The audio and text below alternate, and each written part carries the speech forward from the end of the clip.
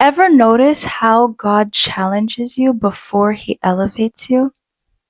Like, for some reason, you find yourself in a situation where absolutely everything is conflicting. All beliefs that you once had, everything you once thought was true, begins to get challenged. But that is right before God elevates you, takes you to that higher level of glory. Why does he do that? Well, we are going to talk about that today in today's episode of Holy Dose. I want to welcome you to this lovely, beautiful day where the Word of God meets the real things in life. And we invite the Holy Ghost every step of the way. I'm your host, Isabella Grace. And today's topic, we're still on this move with godly elevation, but particularly in trying to really explore when God is doing something new, how is it that he moves? And in my life right now, the challenges and conflicts that I'm dealing with, could it be that God is doing something new and I just don't know it? Why? Because I don't know how God moves when he's establishing something new? Well, I was just in meditation and in scripture reading and trying to understand the move of God.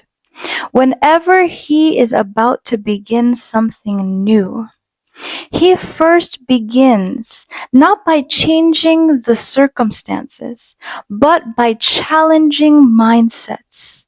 So that when he then releases the change in atmosphere, we can now grasp it because our mind has been conditioned and opened to be able to receive the change in the atmosphere. For example, when Jesus was on this earth, this is like one of the best examples that we can see when God was establishing something new. Jesus came down to begin to establish the kingdom on earth, or the kingdom of heaven on earth. And how he began to do that is just extremely interesting. He began by first challenging everything. You had a belief, you had a thought, you had a way of thinking, you had a way of life. He began to just challenge it. When it came to speaking with people in the synagogues, challenging the Pharisees, what they believed to be true in the scriptures that they were reading, he came with, you can consider it quote unquote, oppositionary doctrines. Doctrines that they're like, where are you getting this? How are you understanding this? Where is this? And then Jesus comes and says, it's still in your scriptures, but the problem is you don't understand what it is that you're reading. The deeper problem is that your father is not the father you think your father is. Your father is the devil, and that's why you're practicing his actions, even though going around and saying, I'm a Pharisee, I'm a Pharisee, I'm a Pharisee. Jesus literally came to absolutely challenge the system, and in a very serious and obvious way. He's going around again calling like high priests that they are children of the devil. And even when now Jesus and the things that he was performing, it's like, honestly, he was being very like intentional, if you can put it like that. He goes to see that, all right, what is the known belief at the time is that you should do absolutely nothing on the Sabbath. Then he encounters somebody that needs healing. And he goes and heals on the Sabbath, coming to again disrupt your way of thinking. And now he's not like walking in a way that he's being defiant. I want to like clarify that. He's coming to challenge what it is that you even understand as being the Sabbath. Because that meant that even your baseline understanding of the Sabbath in itself is wrong. Even though that was a belief that you held. So he's not coming to abolish your beliefs. He's coming to challenge your beliefs so that he can correct them and then reposition them for the new thing that he was about to establish. So another example and this is the one that we are going to study today, is when Jesus was encountering the lady at the well. And this is the Samaritan lady at the well. Now, to give you just a little bit of context, because I'm not going to assume that you know the verse, you know the story, you know what was happening. So, to give you a little bit of context, Jesus had been traveling with the disciples, and he had stopped at a well, which he knew was the forefather Jacob's well. So he stopped there to rest and replenish himself, get a little bit of a beverage, a drink from the well, some water. And the disciples went into town to now get some food, some meat. So Jesus had been left there and he's sitting there. And a woman comes by to draw from the well, and he basically begins to engage the woman. And he's saying, "Could you please draw for me water from this well?" And now, this woman, her backstory, her history, she's Samaritan. And so, the historical context, Jews and Samaritans didn't talk. They didn't have any kind of relations. And that was also for a biblical reason. Even in the Old Testament, the law of Moses, it says that the Jews were meant to be a separate nation, not interacting with the nations around them. That's actually something that was written in their scripture. So that's why any nation and a Jew speaking to them, they'd be like, "What's going on?" Because according to your word, according to your doctrine, this is something that you don't do. Now, here is Jesus doing the exact thing. Now he's engaging with this Samaritan, and the Samaritan woman looks at him, and he's like, "Okay, first, why is it that you're, talking with me? I know you're saying you want to drink from this well, which, okay, maybe I can give that to you, but first we got to get to the place. Why are you even communicating with me in the first place? Your doctrine, the word that you have, the belief that you have, is that you shouldn't be speaking to me." So, what Jesus already was presenting is that there is something deeper that you're missing. And I have to already begin by challenging a core belief that you think you have. So then they go into a deeper conversation. And he's saying, if you knew who it was that was asking you for this drink, you would actually turn to him and ask for water, because you would have the revelation of the person that you're speaking with. So they go again back and forth a little bit. Now this woman is perplexed. She's like, "First of all, you're speaking to me. Second of all, you're saying all these deep things that I've never heard before. You're intriguing me. What's going on?" Jesus then goes to tell her a little bit about her history, a little bit about her that she would not have known anyone to have known if not for them being something further than what they're presenting themselves to be. So Jesus says, you actually have more husbands than you're saying. Even the one that you have right now is not even your husband. It's actually somebody else. When Jesus told her to go ahead and bring somebody else and we can continue this conversation. So now in that place, this woman is like, okay, this man must be a prophet. He must be something larger than what I am seeing.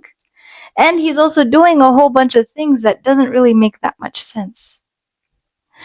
Now, Jesus comes to the point of the entire interaction. He's starting with, I have come to disrupt everything, your beliefs, your thoughts, even what you thought I was. You thought I was a mere man. But I'm coming to even disrupt that in itself. And now I've come to deposit. I have disrupted everything, and now I'm coming to deposit something, a mystery to you, whom I've disrupted your whole world belief, your whole world system. And he goes and tells her, and I'm going to read this scripture, and it's verse 23. And it says, this is Jesus speaking, and he says to her, "But the hour cometh, and now is, when the true worshipers shall worship the Father in spirit and in truth.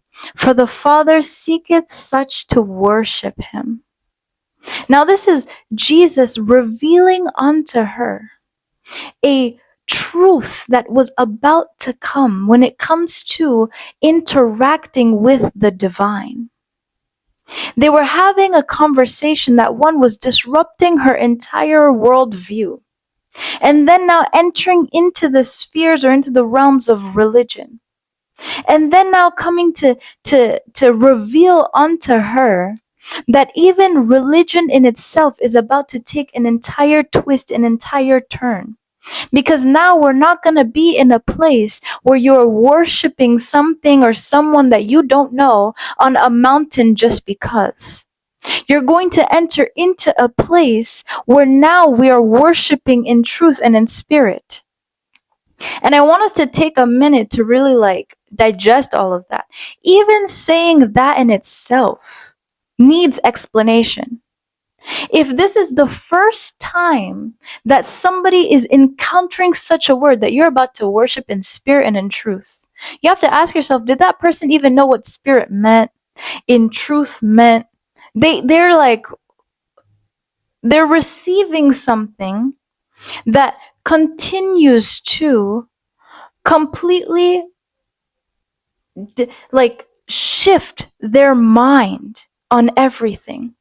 So it makes sense that to release this word, I have to begin by first disrupting everything that you believe.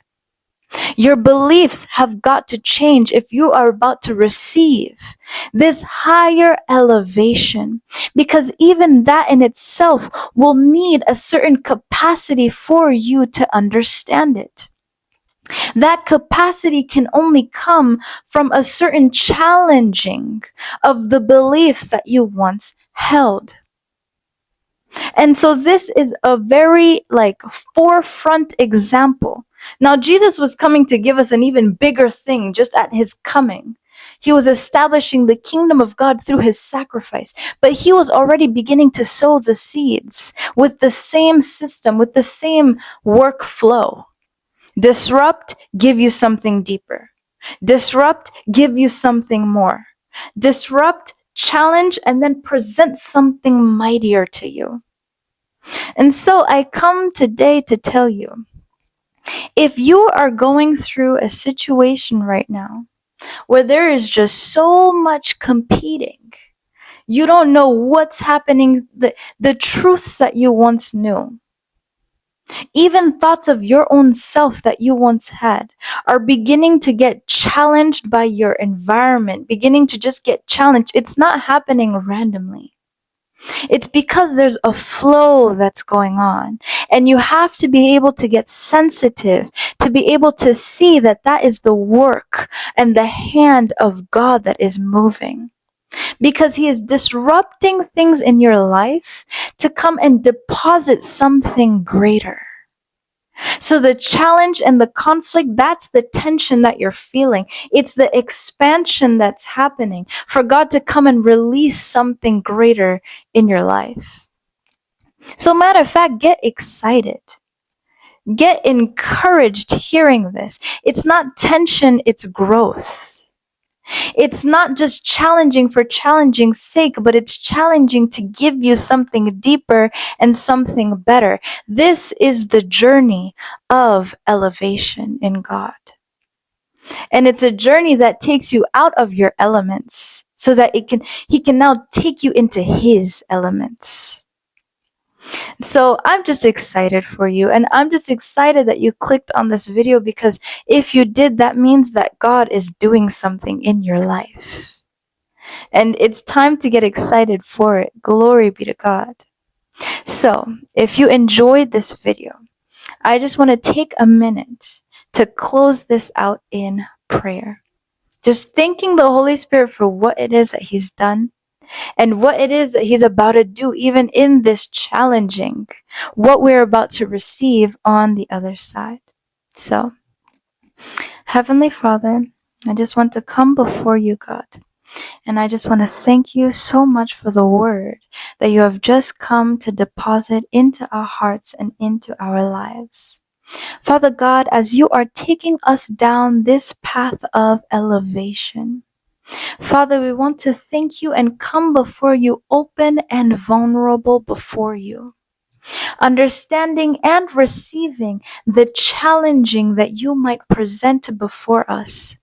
Because now we have the understanding that even that challenging is to come and deposit and present something greater in us and through us. That even other people will begin to see, will be able to see the greatness that you are depositing because of the journey that you are taking us through. And so, Father God, I want to thank you. I want to glorify you for what it is that you are doing. And now enter into this place of trust and strength in you, knowing that we are going on a journey of going from glory to glory and glory.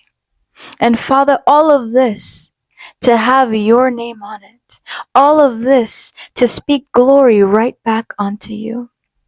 And so, Father God, we thank you. Father, we lift you up and we glorify you even now, even before we see it, God.